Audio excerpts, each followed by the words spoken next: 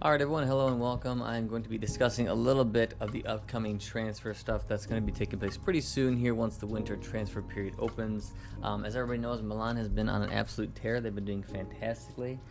Coming to you here after the recent game where they have just taken down Napoli here. Did not expect them to win that game so handily, which was nice. And then now, just this past weekend, they took down Fiorentina, which has been fantastic. So Fiorentina looked dead most game. Milan ends up walking away with a good 2-0 win.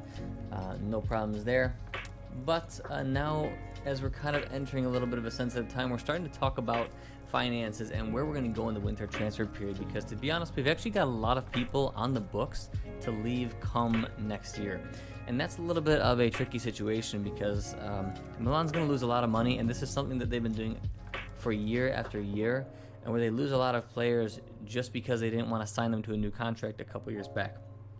They're really not good at planning for the future, and that's definitely the next step forward to have a really good and well-run business from Milan. Maldini and company seem to be very good at scouting people, signing people for good prices, snagging good deals on players, but they're not the best at really handling our own and getting good value for the players that we currently have. Besides Paqueta, we really aren't getting good value for our current roster. All right, so first and foremost is obviously Gigio Donnarumma. Clearly, he's been our top goalie for a long time, one of the best goalkeepers in the entire world right now, and he's still just a young guy because he started when he was 16 for us. So he wants to stay. He has always made it evident that he's a true Rossonero, and he wants to stay. I know that a long time ago, people were calling him Donnarumma because, oh yeah, he might want to leave and just wants more money. But honestly, he should be compensated well. He's a fantastic goalkeeper. He's probably one of the top 5 goalkeepers in the entire world. He's super young still, and he's very consistent. And truthfully, he wants to stay here. He embodies AC Milan. He came from our youth ranks. This is definitely a guy who we should be holding on to for the rest of time. If for some reason he leaves, I think the easy thing is to just bring back Plizzari. Kid's super promising. Otherwise, I would just keep loaning Plizzari. Do not sell the kid because we're going to run into an issue if Donnarumma ever does leave. Just keep loaning him and things should be fine. And that's pretty much that. We have to sign Donnarumma. He wants to stay. It looks like there's been some recent movement to where things seem to be coming to a good portion to where he's probably going to renew. So that one seems to be all set. His brother, Antonio Donnarumma's contract is also up. Truthfully, I would just renew him. I think he makes $1 million. You can try to push him for less. If not, just give him the same contract. It gives us a little bit of a bargaining chip to keep Gigio as well. And he's actually not a bad backup. I don't even think he's letting a goal in any of the starts that he's made. Albeit it's been very few starts. But still, he's fine. He keeps the peace. He's good for a second or third string backup. And for those saying to bring back Plizzari for backup, no way. The kid has to play. He has to keep developing. And if we do lose Gigio, you're going to want a goalkeeper who's been playing for the past several seasons rather than somebody who's been just riding the bench just to ride the bench.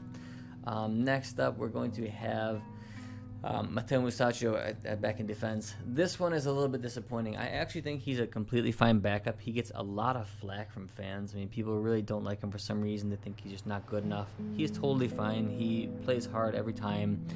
He's definitely good enough to be a backup. But for some reason, he's just completely out of the Milan picture. That being said, what should we have done with Musacchio? Well, before he had 1 year remaining on his contract, we should have tried to extend him by 1 year. Therefore, if we want to sell him, we can actually sell the guy. Now I believe that he has made a deal. I can't remember if it's through Valencia or with Villarreal. I can't remember which team wants him. But he's going to be going back to Spain for absolute free. Great, fantastic. Once again, we don't get any transfer fee. Yes, we get his salary off our books, but it's pretty terrible to not even make 10 or so million off of a guy like this, who really is probably worth 10 to 15 million. So it sucks because now we're going to lose that money and walk away with $0 made off of his sale. Next is Zlatan. So I think this one is not going to be very tough.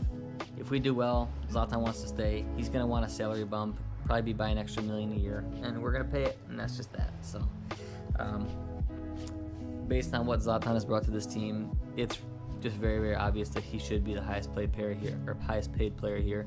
He's excellent, and he's brought a different mentality to this team that we never really had before him and Simon Kjaer came and changed the entire scope of AC Milan. So that one's easy. Repay him. We kind of move on now to a couple of the newer players here. We got Brahim Diaz. Brahim Diaz is just on a pure loan. He is not. He's not at all been discussed to like a loan with option to buy.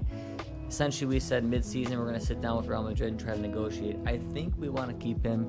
It really just depends on the price. I think that the option's somewhere around 20 or 25 million to buy him. But if it gets too much higher, I don't know if we're going to go for it. I think we should keep him as long as the price is reasonable. But if it gets too high, then there's definitely other players out there. So we'll see what the talks bring. So essentially, it's really whatever the talks bring between Real Madrid and Maldini and company, because it depends on what price they're going to want to fetch for him. A lot is going to depend on the player's will, because I'm sure that if the player really wants to stay at Milan, then of course we're going to probably be able to fetch a lower price.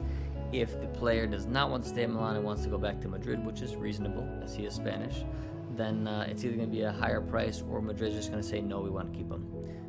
Very, very similar scenario with Diogo Dalot from Manchester United. It's just going to depend on our talks. I think he's going to be a lot cheaper than Brahim Diaz. I think that Dalot has already kind of mentioned that he wants to stay, whereas Diaz is kind of wishy-washy. So we'll see exactly what's going to happen here. But I think that we probably have a little better chance of getting Dalot for a reasonable price rather than getting Diaz for a reasonable price. I would like both to stay. They both kind of blended in and fit in immediately, but I don't think it's a massive loss if we don't keep either of them. And I do think that Dalot is going to be a little bit easier to hold on to given his probable price tag.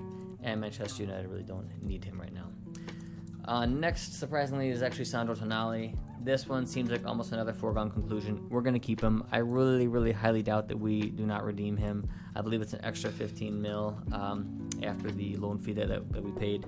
So he's finally starting to show promise. His first games, you could tell he was so nervous and really trying to not make mistakes rather than just playing the game. He's been a little more comfortable over the past few games, and he's really starting to show his class.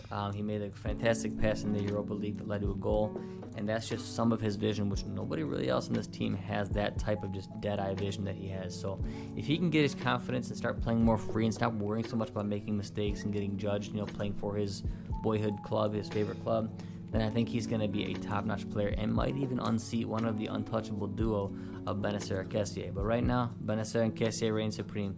They've been fantastic. But it's great to have a young kid like this who's hungry and who's improving each time behind them, who may even take the starting spot or just share time. It's really nice to have, finally, a little bit more of a complete midfield. I think we're still one midfielder shy, but we've got three great midfielders ready to go, and that's a good thing. So we will be signing Tonali. That one I don't really have any qualms about, and there's really nothing more to discuss there.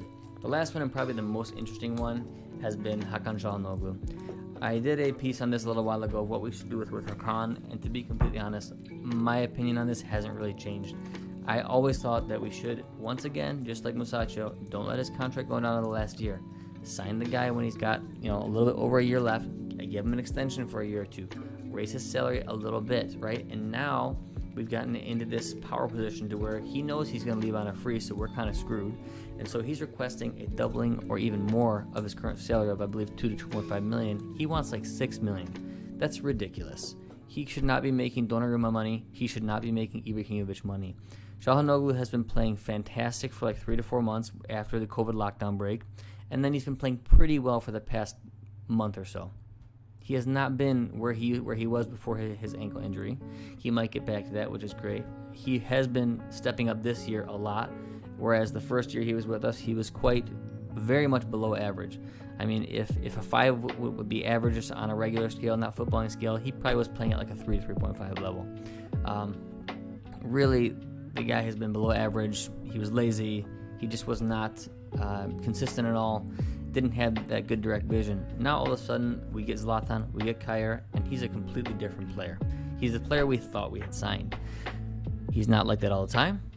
He still has, these games where he just completely does nothing, but he has a lot of games where he's a big catalyst now, and that's exactly the player that we thought we signed. So with him starting to step up now, he feels comfortable here, he's good here. It's really, really disappointing to hear how much he's pushing to go to Man U. I mean, some sources are saying that he's 80 to 90% likely to go to Man U.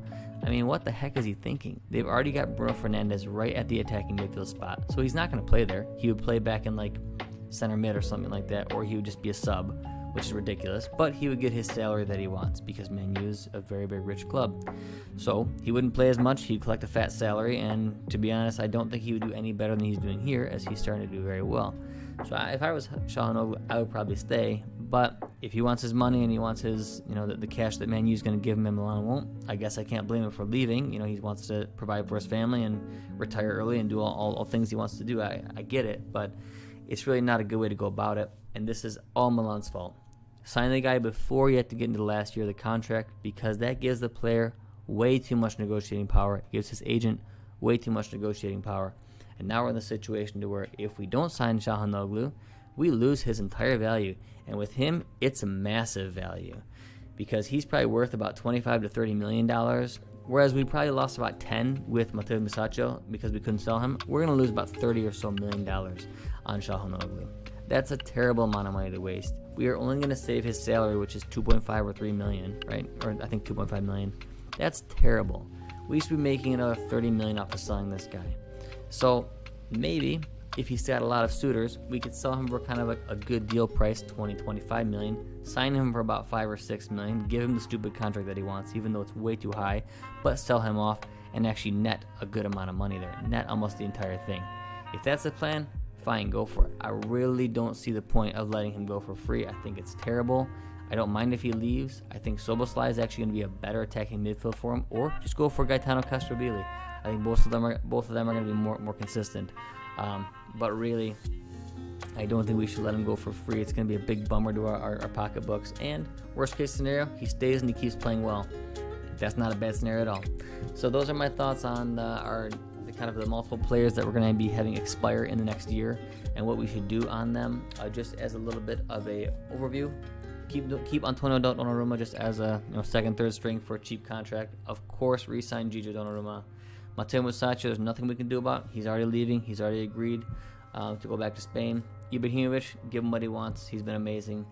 Brahim Diaz, if the price is right, keep him. Same with Diogo Dalot. If the price is right, keep him. Tonali, of course, we're going to be redeeming his for an extra 15 mil. It's definitely worth it. And Calhanoglu, that is the very, very delicate one, to where there's a lot of scenarios to play out. So we'll keep our eye on that as the weeks go by. Thanks for listening and tuning in, and let me know your thoughts on what you would do, particularly with Calhanoglu or with the rest of the last year contracts at AC Milan. Today they're going to be playing, I believe, on Thursday against Celtic, and so good luck to them. Forza Milan. Thank you everybody for watching. Take care.